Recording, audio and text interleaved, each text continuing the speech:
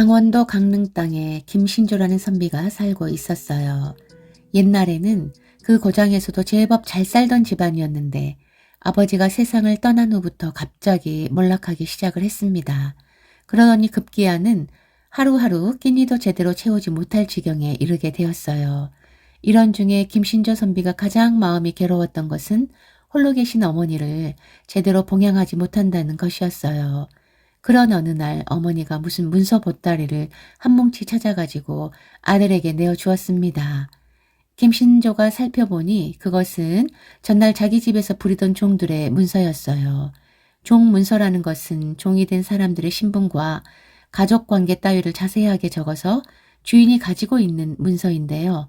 노비 제도가 있는 사회에서는 노비 문서를 가지고 있는 한 그 종은 물론이거니와 가족과 자손까지도 주인과의 관계를 끊지 못하고 충성을 바쳐야만 했던 것이죠. 서로 명목상으로 인연이 끊겨 다른 곳에서 다른 일로 성공하더라도 이 문서가 있는 이상 떳떳이 행세할 수 없게 되어 있었습니다. 김신조의 집안도 전에 잘 살았던 만큼 이러한 종들이 많았어요. 그러다가 하나 둘씩 내어 보내거나 스스로 나가고 해서 이제는 밥하는 늙은 할멈 한 사람만 남아 있었습니다. 김신조 선비의 어머니는 원래 인자한 성품이라 그 종 문서를 진작 태워버리려고 했었는데 살림이 갑작스럽게 쪼들리는 바람에 그러지 못하고 그럭저럭 지내왔었습니다. 오늘 그 종문서를 꺼낸 김신조의 어머니는 어렵게 아들에게 이렇게 말을 했어요. 이 사람들 대부분이 지금 전라도 나주 땅에서 농사를 크게 지으면서 잘 산다고 하더라. 우리가 아무리 몰락했어도 옛날에 부리던 종한테 구차한 말은 하고 싶지 않다. 그렇지만 그네들도 앞으로 행세를 하려면 이 종문서를 제 손으로 없애야 될 것이다. 대신에 우리에게 조그만 도움이라도 준다면 그것도 좋은 일이 아니겠느냐. 그러니 너는 이것을 가지고 한번 내려가 보아라.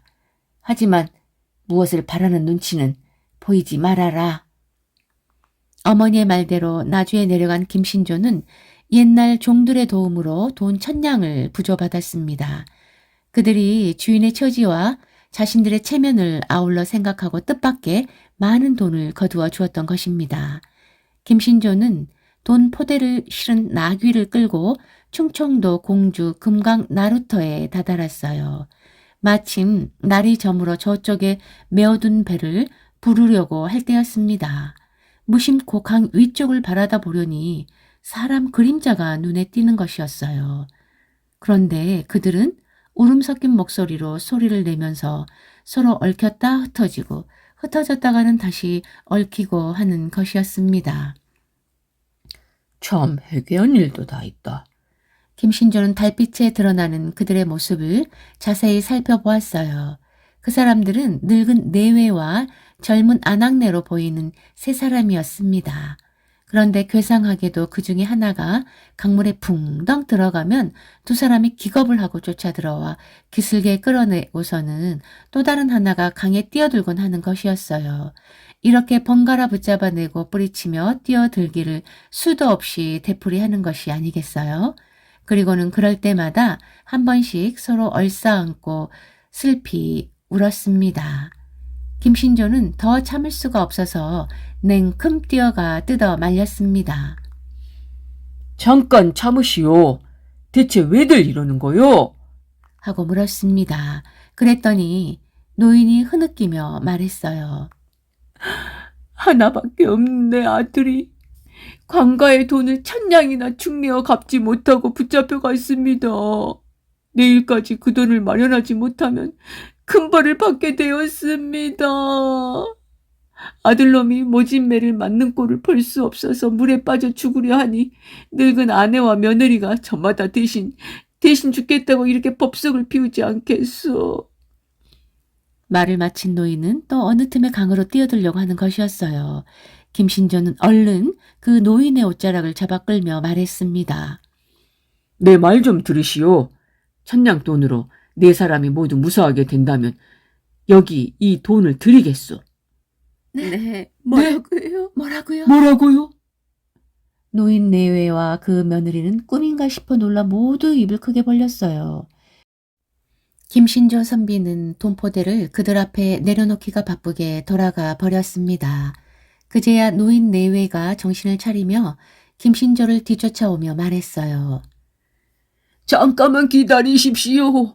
대체 어디 사시는 누구신지 이름이라도 알려주십시오.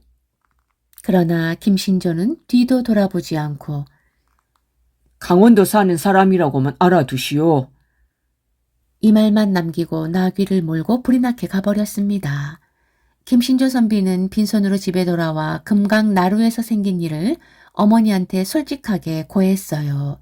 모친은 조금도 화를 내지 않고 과연 내 아들이다. 참 잘했다. 이렇게 말을 했습니다. 김신조 선비의 어머니는 제대로 끼니도 못 입고 여전히 가난에 쪼들리며 살다 나이 85세에 잠들듯이 세상을 떠났습니다. 하지만 김신조 선비는 어머니를 장사 지내고 모실 산소 자리가 없었어요. 대를 물려 내려오던 산도 남은 것이 없고 그렇다고 남의 산을 살 돈도 턱없이 부족하던 처지였습니다. 형편이 그렇다고는 해도 어머니를 아무데나 모실 수는 없다고 생각한 그는 가깝고 먼 데를 가리지 않고 산소 자리를 얻으러 다녔습니다. 그러던 어느 날 강릉 남쪽으로 작은 산 하나를 넘은 곳에서 보기 드물게 훌륭한 산소 자리를 발견했습니다. 김신조 선비는 그 산 임자가 있는 바로 옆에 큰 마을을 찾아갔어요.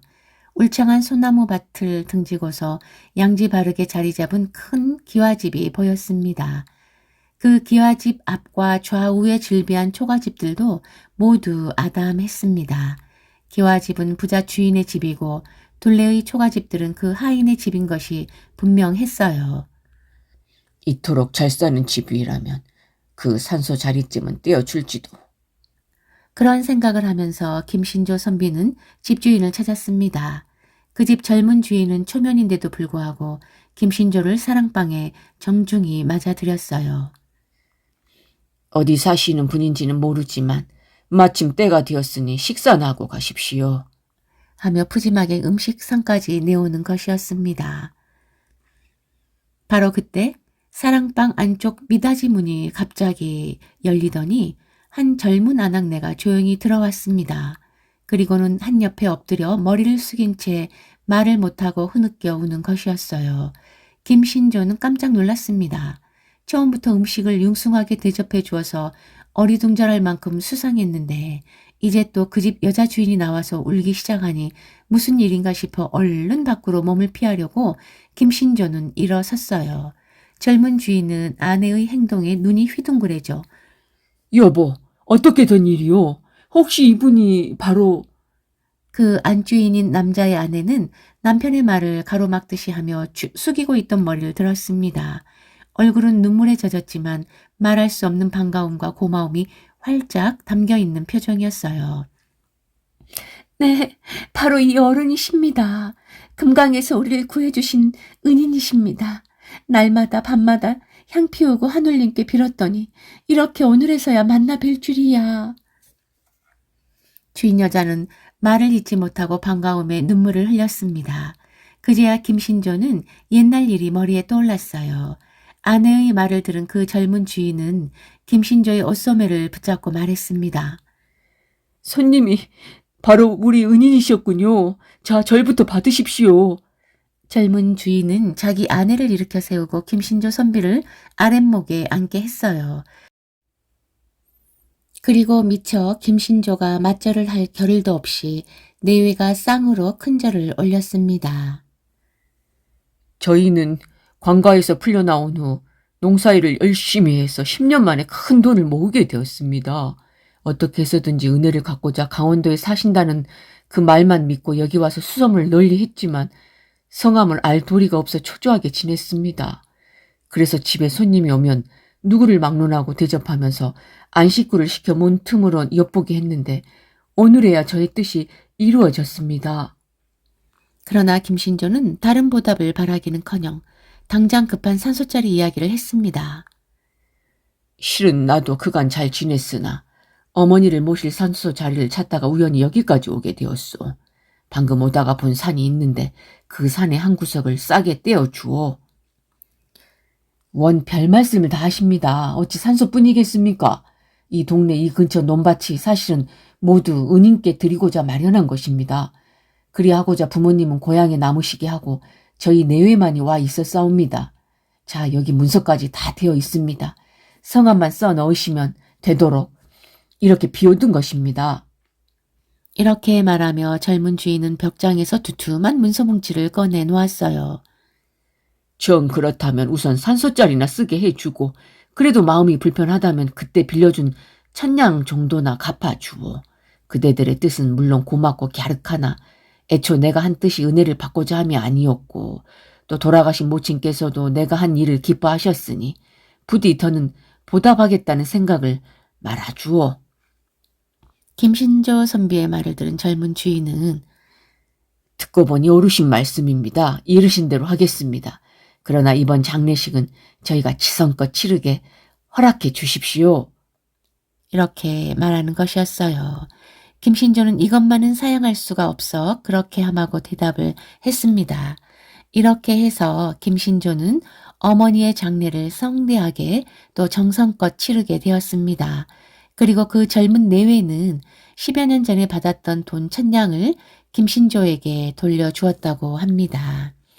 10여 년 전 어두운 밤 달빛에 본 얼굴을 기억한다는 것이 쉽지 않을 것 같은데요. 절박한 상황이라 각인이 된 걸까요? 그때 그 노인 내외의 며느리가 김신조 선비를 알아봤다는 것이 참 기적처럼 여겨집니다. 보답을 바란 것은 아니라고 하지만 어렵고 근근히 살다 보면요. 우리 같으면 그 돈 1,000냥이 얼마나 생각이 났을까요? 내 처지가 어렵고 또 코가 석자인데 몇 목숨 구한다고는 하지만 아무나 못할 일을 김신조 선비는 해낸 것인데요. 그래도 은혜를 아는 마음을 가진 사람에게 베풀어서 또 이런 보답도 받게 되었네요. 선한 행위의 결과는 꼭 있다는 것을 알려주는 그런 이야기입니다.